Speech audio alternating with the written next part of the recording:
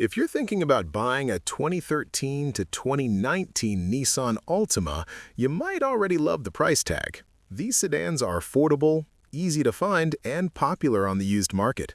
But before you commit, you need to understand the real cost of ownership, not just the purchase price, but what you're likely to spend over the next few years. So today, we're breaking down the most important costs you need to consider, the ones that can turn a great deal into a money pit if you're not prepared.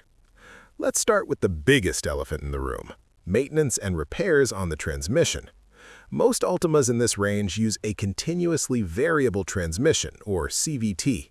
When it runs well, it's smooth and efficient. But CVTs are known for having higher service costs and, in some cases, a shorter lifespan than traditional automatics. Routine maintenance like a CVT fluid change is critical. If you skip those intervals, you dramatically increase the risk of premature wear. And here's the kicker: a full CVT rebuild or replacement can cost several $1,000s, even if you don't go all the way to failure. Partial issues like shuttering or slipping can lead to expensive diagnostics and repairs. When you're calculating ownership cost, you have to assume that transmission maintenance will be more costly than average. Next up is engine maintenance. Fortunately, the 2.5-liter four-cylinder engine that comes in most Altimas is generally reliable and doesn't demand a lot of expensive servicing. Oil changes, spark plugs, filters, and routine belts and hoses repairs tend to fall into normal cost ranges for this class. If you opt for the V6, expect slightly higher fuel costs and slightly higher routine engine service costs, but nothing that should break the bank on a well-maintained vehicle. Another component to factor in is tires, brakes, and suspension wear. Many Altima owners report faster than expected brake wear and early suspension component wear, especially if the car saw a lot of city driving or rough roads.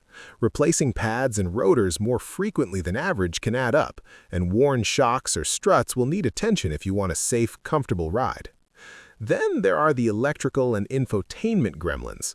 While not a daily cost, these issues show up often enough that they should be included in your ownership budget. Backup cameras, touchscreen glitches, Bluetooth connection drops, these don't always get fixed under warranty and can require parts and labor charges that are hard to predict. Now let's talk about fuel costs. One area where the Altima often shines is fuel efficiency. The four-cylinder models get excellent gas mileage compared to many competitors, which means lower monthly fuel bills. That's real cash you keep in your pocket over years of commuting. Insurance is another piece of the puzzle.